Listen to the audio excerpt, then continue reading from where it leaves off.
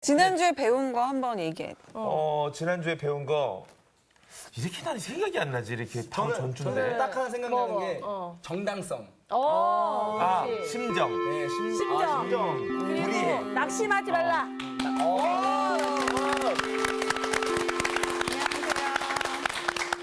안녕하세요. 우리 지금 성숙을 위한 7가지 명령을 진행 중에 있죠. 첫 번째 시간이 뭐였습니까? 성경을 먹으라. 성경을 먹으라. 자, 잘 먹고 있죠? 네, 성경. 그리고 지난 시간. 매일 기도의 기도에 자리로 들어가라. 자, 우리 그 부분을 좀 복습을 하고 네. 오늘 내용으로 들어가십시다. 자, 우리가 기도에 있어서 가장 큰 오해가 뭐라고 했습니까? 응답이 빨리 오지 않는 것? 응답이 빨리 오지 않는 것. 우리만 주장하는 것, 우리의 뜻만 이야기하는 것. 제가 축구 선수 이름을 얘기하면서 예. 지성이면 감천? 지성이면 감청이라는 식의 기도의 사고가 참 위험하다. 기도가 마치 우리의 끈질김과 열심의 기도 응답의 결과가 있는 것처럼 오해를 가질 수가 있다 말씀을 드렸어요. 누가복음 18장을 중심으로 해서 기도의 가장 중요한 것은 첫째 기도가 갖는 정당성과 그것을 주관하시는 하나님의 성품. 기억나시죠 이제? 네. 예. 그래서 여러분 매일 기도의 자리로 들어가고 있습니까? 열심히 노력하겠습니다. 노력하겠습니다. 아주 애매하고 좋은데. 네, 그래요. 자, 오늘 세 번째는 한번 따라서 할까요? 예배의 감격을 회복하라. 예배의 감격을 회복하라. 네, 다시 한번. 예배의 감격을 회복하라. 오늘 수업 하나님의 명령 3강 예배의 감격을 경험하라. 정규 학생은 일주일에 네. 언제 예배 드려요 지금? 저는요. 일단 기본적으로 주일에 예배 드리고요. 그리고 이제 토요일에 또 이제 찬양팀 연습하면서 예배 드리고요. 그리고 목요일마다 또 합창단 하면서 예배 드리고요. 그리고 모든 삶이 예배를 드리는 삶이에요. 이상하게 미워할 수 없는. 네. 우리 조수희 학생. 저는 새벽 예배, 그냥 기본적으로 새벽 예배 철야, 그다음에 주일 예배 이제 2번 있거든요. 예. 그 예배들 많이 드리네요. 우리 광호 학생. 거의 저도 매일 섬기는 예배 모임도 많아가지고요. 뭐 월요 예배, 또 화요 예배, 수요 예배도 섬기고 또 목요일 날은 또 지금 예배 모임 하나 만들고 있고 금요일 날은 또 철야 예배 인도하고 뭐 주일 날도 예배 섬기고요. 목사님보다. 좋으시죠. 저는 주일 예배 드리고요. 그다음에 구역 예배. 오, 구역 예배까지. 네, 구역 예배 제가 사랑방장이에요. 당장 막 쉽지 않은데. 쉽지 않죠. 그리고 이제 수요 예배. 최고의 방장이겠네요. 성사학당 학생이면 뭐. 저는 이제 뭐 거의 매일이죠. 새벽. 또 주일날은 우리 8부까지 있으니까. 다 하세요? 그렇죠. 와. 이제 물론 이제 6부, 7부는 이제 제가 설교는 직접 안 하는데 또 모니터로 또 관여를 하죠. 그리고 이제 8부 예배 끝나면 집에 가서 또 9부 예배를 드리죠. 와. 저는 가정의 삶을 9부 예배라고 생각을 합니다. 내가 그렇게 말한 이유를 아실 거예요.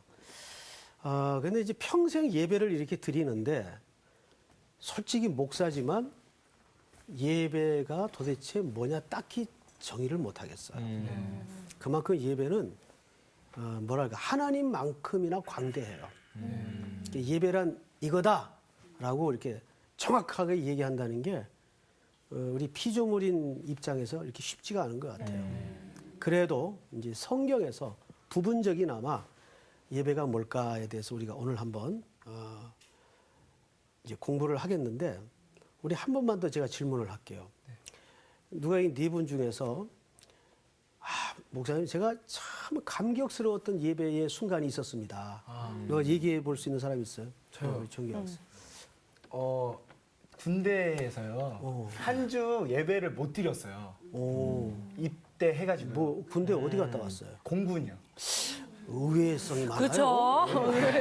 네, 근데 그 다음 주 이제 교회를 들어가자마자 그냥 이제 십자가를 보자마자 눈물 뻥뻥 찬양하는데 뻥뻥 빵빵. 말씀 듣는데 그냥 뻥뻥뻥 눈물에 아주 한 번 왜 예배를 못 드렸어요? 그때 모르겠어요 무슨 이유였는지는 잘 모르겠는데 한 주 그 주는 뭐 청소하고 막 그랬어요. 아, 사역이 있었겠구나. 예. 군에서는 뭐 불가피하게 그런 경우가 많은데. 네. 그리고 나서 이제 다음 예배 현장에서 그랬다는 예, 그 거죠. 갈급함이 아주 정말 예. 그래서 그때 정말 예배가 정말 주님은 여러분 표정. 아, 힘드네요. 네. 또 혹시 한 분만 더 누가 참 이 예배 순간을 잊을 수가 없다. 저는 제가 좀 나누고 싶은 건 중국에였는데 중국은 이제 예배하기 어려운 사람들이 많잖아요. 또 거기 안에 약간 좀 뭐 탈북하신 분들도 있고 좀 위험한 분들이 많았어요. 근데 그분들이 모여서 같이 지하 창고 같은 데였는데 정말 그 농장 깊숙이 들어가서 조용히 해서 누구도 이렇게 방해받을 수 없고 또 이렇게 공격받지 않는 곳에 가서 거의 이렇게 읊조리듯이 찬양하고 예배했던 순간이 있었는데 거기서 저희가 찬양할 기회가 있어서 춤을 췄거든요. 음악이 거의 나오지 않은 상태에서 춤을 췄는데 사람들이 다 이렇게 눈물바다가 돼서 들었던 감동스러웠던 시간이었어요. 상상이 안 가는데 그 은밀하게 숨어서 조심스럽게 예배드리는 현장에서 예. 이 춤까지 춰야 되는. 야, 그거 저 어떤 상황이었을까? 네. 기가 카세트 데크 하나 틀어놓고. 네. 한번 흉내 좀 낼 수 있어요? 춤 조금만. 그때 그 상황. 네, 네. 보여줘. 어메이징 그레이스라는 곡이었는데 오, 뭐 일어나셔야 이렇게 돼. 일어나서 일어나고. 어머 부끄러워. 그러니까 제가 안무를 다 하거든요. 그래서 이렇게 주님의 그 은혜가 우리의 삶 가운데 이렇게 놀랍다고 막 표현하면서 같이 막 울면서 찬양했던. 가슴 뜨거워져. 아유 귀여워. 근데 이 몸집에 이 상당히 세련된데. 되게 유연하면서 근데 오늘 감사합니다. 막 갑자기 이제 공부도 안 했는데 벌써. 예배를 생각하니까. 예. 야, 그거 참 엄청났겠어요, 그 예배 예. 현장이. 근데 그 이후에 계속 그런 감격이 유지되질 않죠. 예. 눈물도 쏙 들어가는.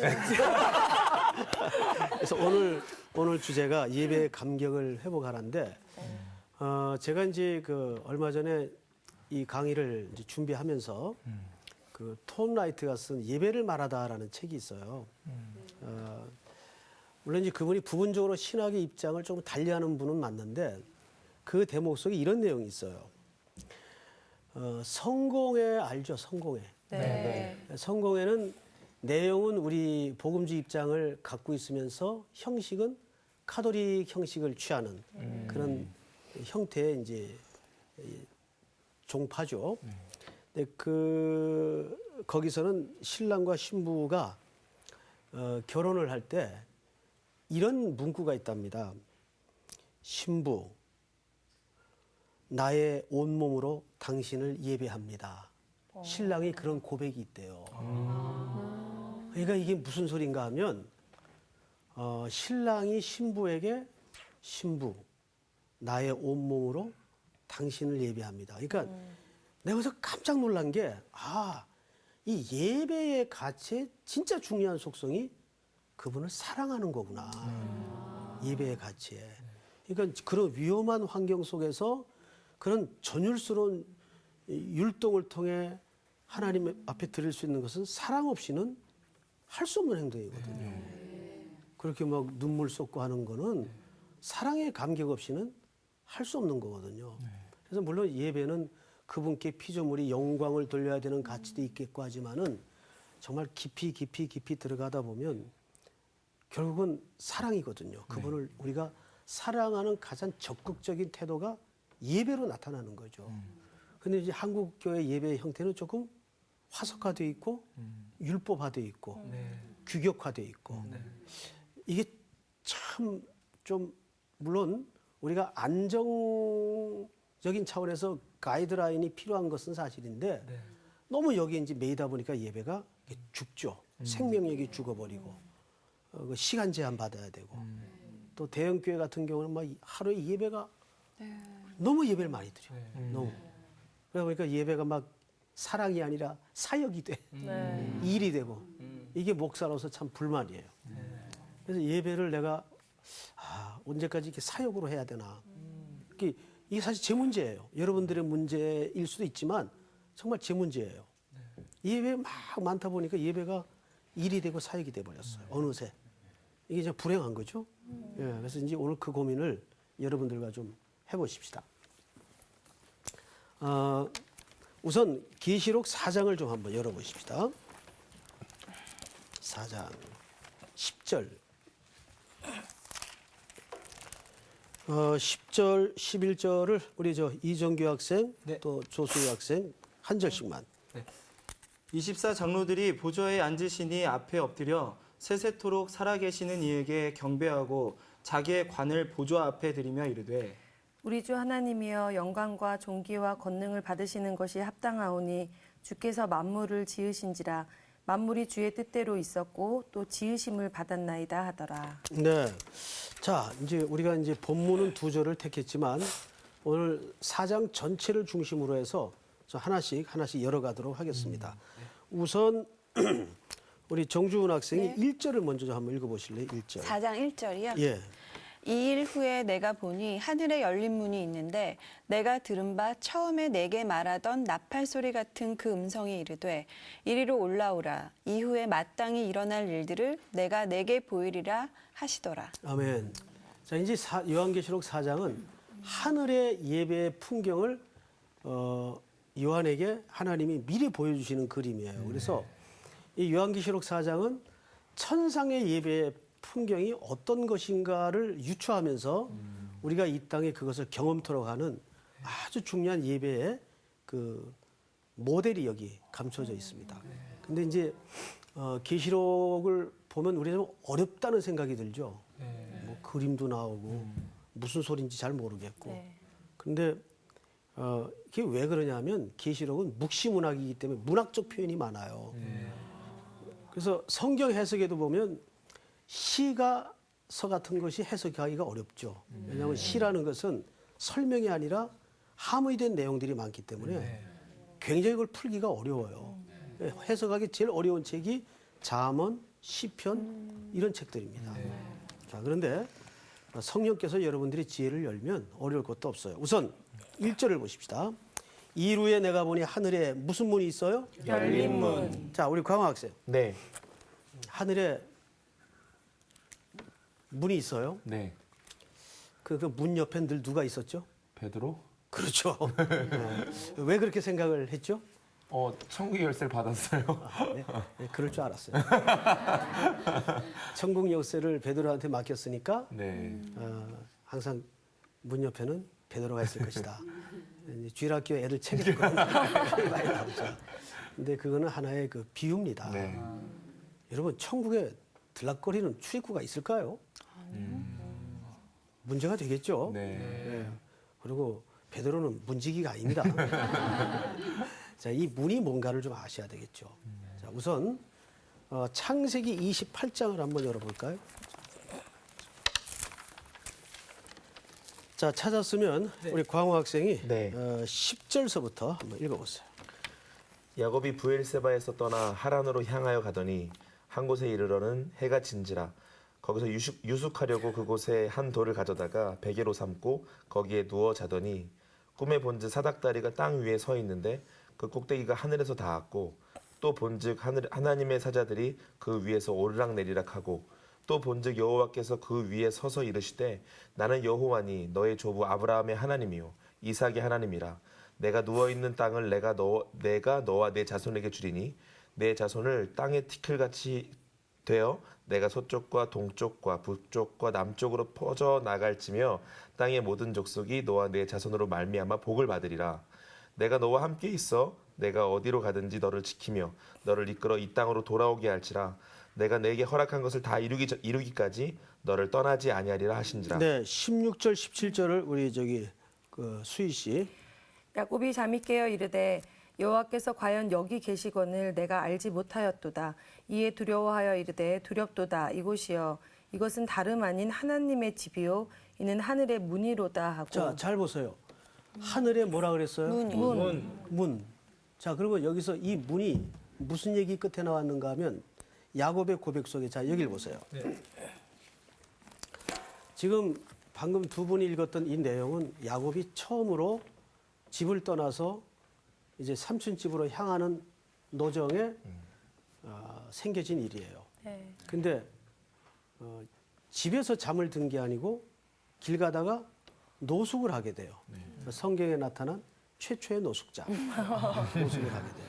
자, 근데 이 말은 그냥 뭐 밖에서 잠을 잤나 보다 이렇게 생각하시면 안 되고, 지난 시간에도 우리가 사회적 약자로서 세 종류의 사람을 공부했어요. 고아, 나그네, 과부, 나그네. 나그네. 자, 히브리 사람들은 공동체성을 강조하기 때문에 내 집에 찾아온 손님은 옆집의 손님이기도 해요. 반대로 옆집의 손님은 내 집의 손님이기도 해요. 그래서 그 지역에 노숙자가 생긴다는 건 마을의 수치예요. 나그네 환대법이 그래서 발달한 겁니다. 자, 그래서 야곱이 잠잘 집이 없어서 길에서 노숙을 했다는 것은 얼마나 그가 지금 철저히 고립무원의 외로운 상태인가를, 얼마나 홀로인가를, 철저히 고독한가를 잘 반영하는 그림이에요. 철저히 홀로예요, 지금. 그런데 갑자기 하늘에서 뭐가 내려오죠? 사닥다리가 내려오죠. 자, 우리 광호 학생, 사닥다리는 뭐 하는 데 쓰는 겁니까? 어딘가를 오르기 위해 존재하고 내려오기 위해 존재하는 거 아닌가요? 그렇죠. 사람들은 늘 올라가는 데 쓴다고 얘기를 하죠. 네. 근데 사닥다리는 성경에 보니까 하나님이 임재하는데 천군 천사를 임재할 때 사용하신 중요한 도구였어요. 그리고는 여기서 사용하는 표현이 뭔가 하면 야곱이 잠이 깨어서 여기가 하나님의 집이요 하늘의 문이로다. 문이 나와요. 그래서 우리는 하늘에 문이 있다고 생각을 해요. 근데 여기가 이게 무슨 뜻일까요?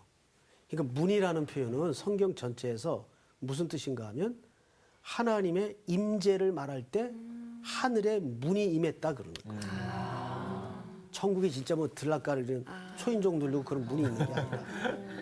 아시겠어요? 네. 그러니까 머릿속에 암기하세요. 하늘의 문 하면 뭐라고요?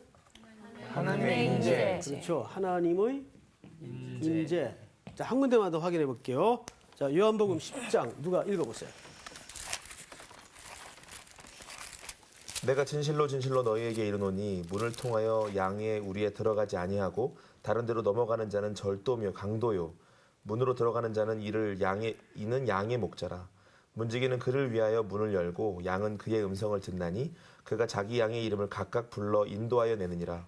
자기 양을 다 내어놓은 후에 앞서가면 양들이 그의 음성을 아는 고로 따라오되 타인의 음성은 알지 못하는 고로 타인을 따르지 아니하고 네. 도리어 도망하느니라. 저기 그다음에 이제 분량이 좀 많으니까 구절을 계속 읽어보세요. 내가 문이니 누구든지 나로 말미암아 들어가면 구원을 받고 또는 들어가며 나오며 꼴을 얻으리라. 이제 보세요. 내가 문이다. 여기 내가 누구예요, 우리 강호 학생? 예수님. 목자 하나님 예수 예수님이죠. 네. 절 보고 대답을 하세요. 네, 예수님입니다. 네, 그렇죠. 예수님요. 예. 예. 문으로 들어가지 않으면 절도요 강도래요. 네.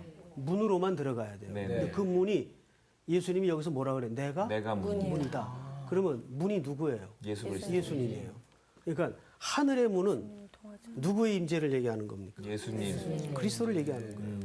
그거를 이제 계시록에서는 문학적인 표현으로 열린 문이라고 표현을 하는 거죠. 이해가 돼요? 네. 자, 오늘 보면 계시록 4장을 다시 가보세요. 자, 이런 개념들을 알면 여러분들이 어려울 게 없죠. 또 한 군데 계시록 4장을 열어놓고 이제 칠판을 좀 보세요. 이건 집에 가서 한번 이사야서 6장에 보면 이사야가 우시아 왕이 죽던 해에 성전에서 어마어마한 경험을 해요. 성전에서 위로는 하나님의 영광을 보고 또 밖으로는 백성들의 죄를 보고 안으로는 내 안의 죄를 보죠. 백성들의 죄 또는 고통. 그래서 이사야가 이 성전에서 하늘 성전이 임하는 경험을 해요. 그러니까 이걸 어떻게 설명을 해야 되냐. 우리도 그런 감격스러운 예배를 경험하다 보면 하늘의 예배와 이 땅의 예배가 막 뒤섞이는 경험을 해요. 이거 어마어마한 거죠. 사도 바울이 이런 표현을 하죠. 몸 안에 있는지 몸 밖에 있는지 분간이 안 되는 거죠. 그런 영적인 그 예배의 경험이 한번 이루어지면 어마어마하죠. 자, 그런데 이사야가 성전 안에서 이 경험을 해요. 하늘 성전이 내려앉는 경험을 해요. 그러면서 위로는 그 성전에 가득한 하나님의 영광을 보고 밖으로는 백성들의 죄를 보고 안에는 자기 죄를 보죠. 그래서 영광 앞에 그가 뭐라고 고백하냐. 화로다 화로다 나여 망하게 되었도다. 그러니까 우리 피조물은 예배 시간에 제일 중요한 게 뭐냐면 자기 존재에 대한 자각이에요. 내가 이 영광스러운 하나님 앞에 얼마나 설 수 없는 죄인인가를 깨닫는 게 예배의 현장이에요. 그래서 늘 예배의 자리에 누구 이름으로 나가게 돼 있어요? 양의 문이신 그리스도의 이름으로 나가게. 그분의 이름 없이는 우리는 못 나가요. 맞죠, 여러분? 자, 그런데 이 경험을 하고 나서 이사야가 내가 여기 있나이다 나를 보내소서. 이거는 절대 교만한 차원의 이야기가 아니라 하나님 앞에 그런 예배의 감격이 쩡하게 확인된 사람은 반드시 세상을 향한 하나님의 마음으로 갈망이 있게 돼요. 이거 이대로 내가 가만히 있어서는 지금 안 된다. 우리는 그거를 콜링 또는 헌신, 소명이라고 말하죠. 그래서 예배는요, 죄인으로 들어가서 선교로 나아가는 보냄의 자리입니다. 예배는 이 사이클이 반드시 있어요. 무슨지 알겠죠? 그래서 우리가 예배는 형식의 예배를 통해서 몸으로 드리는 삶의 예배로 나가는 거죠. 그래서 로마서 12장에 보면은 뭐라 그랬어? 너희 몸을 하나님이 기뻐하시는 거룩한 산제사로 드리라. 뭐를? 내 몸. 몸을.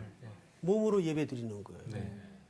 아까도 우리가 톰 라이트가 소개한 책 속의 문구처럼 신랑과 신부가 사랑하는 거를 몸으로 뭐 한다 그래요? 예배하는 거예요. 그러니까 신랑을 몸으로 예배하는 거예요. 신부를 몸으로 예배하는 거예요. 그걸 사랑이라고 묘사를 해요. 사랑이라고. 그러니까 예배는 이런 사이클이 있어요. 죄인으로 들어앉아서 주님의 이름으로 구속을 노래하고 그 은총을 세상으로 몸으로 나가는 거예요. 구약의 예배는 산제사의 죽은 제사예요. 구약의 예배. 죽은 제사. 제물을 죽여서 드리잖아요. 그래서 로마서 12장에서는 산제사라고 얘기를 하는 거예요. 몸으로 드리는 예배. 자, 우리 계시록 4장을 조금 더 보십시다.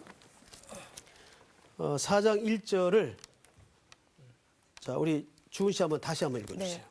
이 일 후에 내가 보니 하늘에 열린 문이 있는데 내가 들은 바 처음에 내게 말하던 나팔 소리와 같은 그 음성이 이르되 이리로 올라오라. 네, 거기까지.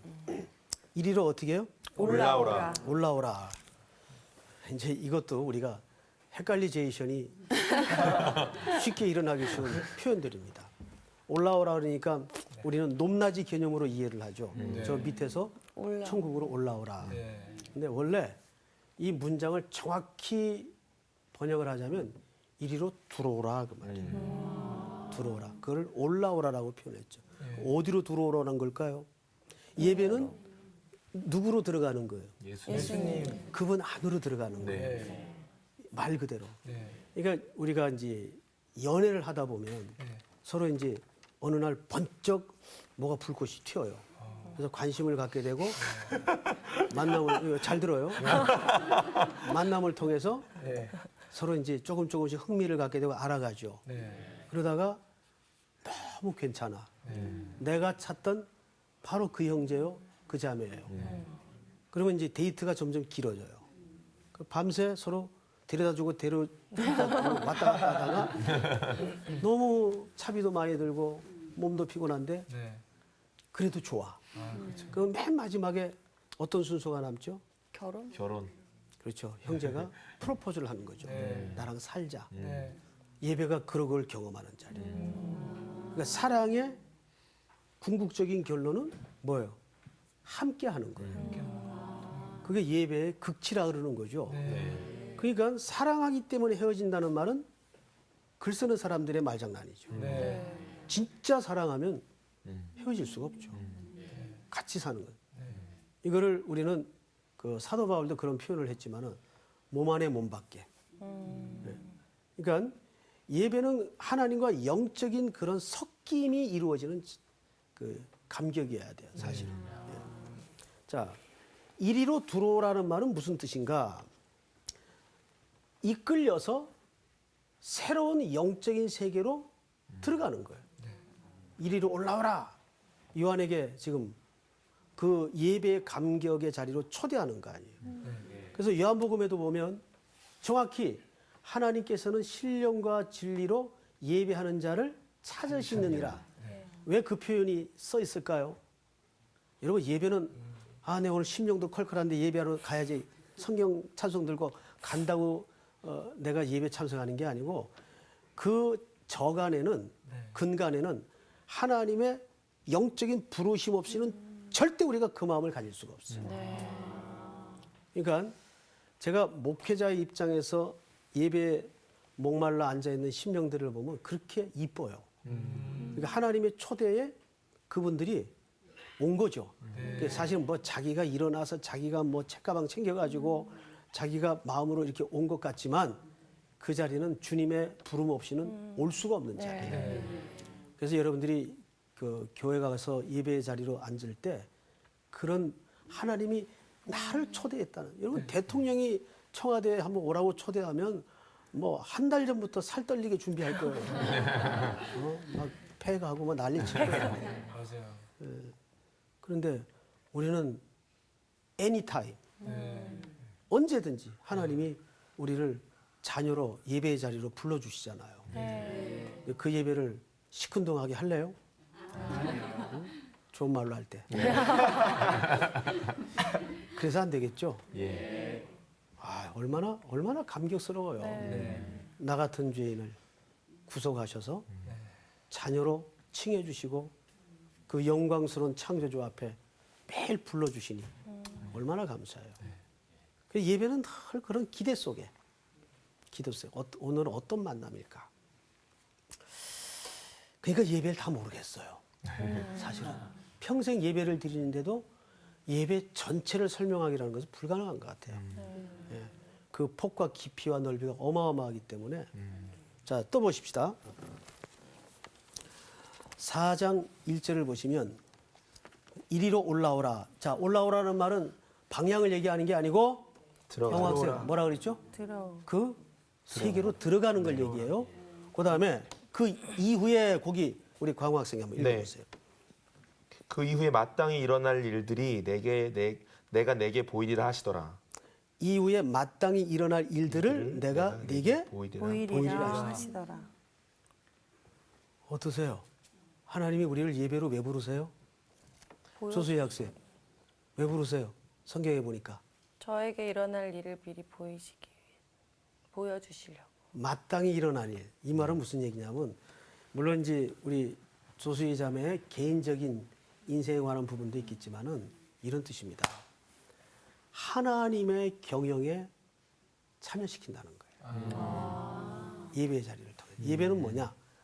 하나님의 경영에 동참하는 거예요. 그런데도 표정을 그렇게 갖고 계세요? 진짜 예배는 하나님의 경영에 우리를 부르시는 현장이에요. 예배는. 그래서 예배 시간을 통해서 비전을 갖게 되고 보냄을 받는 거예요. 아멘. 아멘. 자, 우선 예배는 미래에 대한 전망이다. 미래에 대한 전망. 하나님의 미래에 대한 경영과 전망의 우리를 부르시는 현장이다. 바로 아까 소개했던 이사야 6장에서 이사야 선지자가 그것을 경험하게 되죠. 그래서 그 예배 속에 이사야는 내가 여기 있나이다 나를 보내소서. 그래서 자기를 보내달라는 소명에 응답하는 현장이 나옵니다.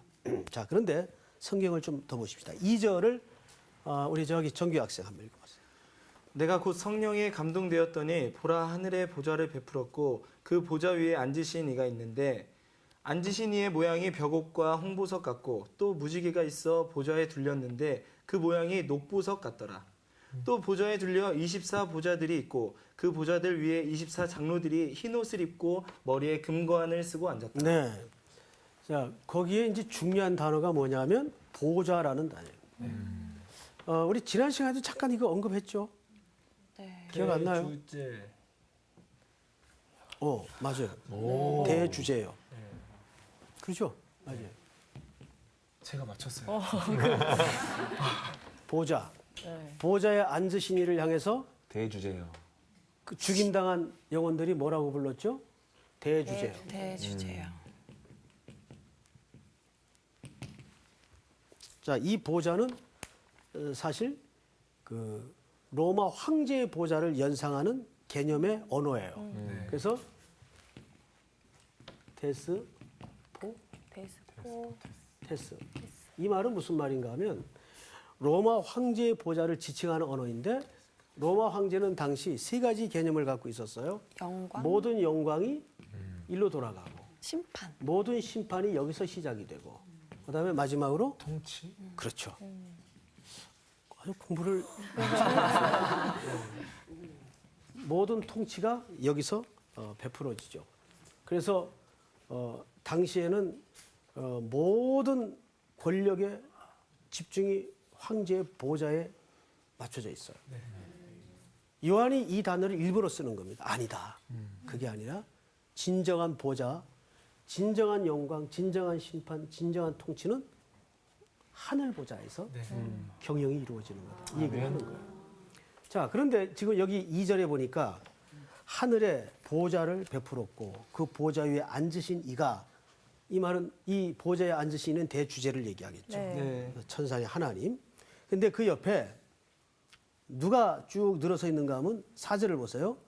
또 보좌에 둘려 24 보좌들이 있고 그 보좌들 위에 24 장로들이 흰 옷을 입고 머리에 뭘 쓰고 앉았죠? 금관을 쓰고 앉았어요. 자, 그 다음에 또 좀 보십시다. 6절. 5절부터 볼까요? 보좌로부터 여기를 우리 정주은 학생 네, 읽어보세요. 보좌로부터 번개와 음성과 우레소리가 나고 보좌 앞에 켠 등불 7이 있으니 이는 하나님의 7 영이라. 자, 등불 7은 하나님의 감찰을 얘기합니다. 하나님의 살피심. 네. 불을 밝혀 모든 것들을 어둠을 흩어내고 살피시죠. 살피시는 하나님. 그 다음 절을 우리 광호 학생이 한번 읽어보세요. 보좌 앞에 수정과 같은 유리바다가 있고 보좌 가운데 보좌 주위에 네 생물이 있는데 앞뒤에 눈들이 가득하더라. 네, 눈들이 가득하다라는 말은 무슨 뜻일까요? 하나님의 무소부재. 어디든지 안이 계신 곳이 없는 상태. 그런데 거기 유리바다가 있죠, 유리바다. 너무 예쁠 것 같아요. 거기 다이빙하면 피바다 되겠죠. 이런 건 다 문학적인 표현입니다. 네. 자, 우선 네 생물을 좀 7절서부터 우리 조수희 학생 한번 읽어보세요. 그 첫째 생물은 사자 같고 그 둘째 생물은 송아지 같고 그 셋째 생물은 얼굴이 사람 같고 그 넷째 생물은 날아가는 독수리 같은데 네 생물은 각각 6날개를 가졌고 그 안과 주위에는 눈들이 가득하더라. 그들이 밤낮 쉬지 않고 이르기를 거룩하다 거룩하다 거룩하다 주 하나님 곧 전능하신 이여 전에도 계셨고 이제도 계시고 장차 오실 이시라 하고 그 생물들이 보좌에 앉으사 세세토록 살아계시는 이에게 영광과 존귀와 감사를 돌릴 때 네. 이제 우리가 오늘 이 계시록을 사실 아구를 맞추기 위해서는 어디를 보냐면 구약의 에스겔서를 봐야 돼요. 에스겔서에 보면 이것이 그대로 재현됩니다. 자, 근데 여기 네 생물은 송아지라 그러질 않았고 사람이라 그러질 않았죠. 송아지 같고 사람 같고 이게 다 뭐예요? 묘사란 말이에요. 그럼 이 말은 무슨 뜻인가 하면 하나님의 경영을 수종두는 천사를 얘기합니다. 예. 이렇게 에스겔서에는 이제 그 밑에 바퀴가 등장을 해요. 움직이는 바퀴. 바퀴는 움직이는 거죠. 그것은 바로 하나님이 경영하심을 얘기하는 겁니다. 그러니까 여기서는 이제 그 바퀴는 생략이 됐는데 하나님의 경영을 수종두는 천사들이 여기에 뭐라 그러냐면 거룩하다, 거룩하다, 거룩하다 하고 그 영광을 지금 누구에게 돌리고 있어요? 하나님께 돌리고 있어요. 하나님께. 자, 그러면 그 후에 일어난 일을 한번 잘 보세요. 어떤 일이 일어나는가? 자, 9절. 그 생물들이 보좌에 앉아 세세토록 살아계신 이에게 영광과 존귀와 감사를 돌릴 때 10절 전체가 한번 같이 읽어보세요. 24 장로들이 보좌에 앉으신 이 앞에 엎드려 세세토록 살아계시는 이에게 경배하고 자기의 관을 보좌 앞에 드리며 이르되. 자, 이 그림이 이제 어떻게 되는가 잘 보세요. 대주제이신 분이 보좌에 앉아 계시고 그 앞에 24 장로들이 금면류관을 쓰고 딱 같이 폼 잡고 앉아 있었어요. 근데 하나님의 경영에 동참되었던 그 천사들이 종들이 거룩하다, 거룩하다, 거룩하다 전부 누구에게 영광을 돌려요? 하나님께 영광을 돌려요. 깜짝 놀라서 보니까 이것이 전부 창조와 타락과 구속과 회복과 모든 완성까지가 성삼위 하나님 어린 양 예수 그리스도와 성령께서 하신 삼위 하나님의 작품이었더라고요.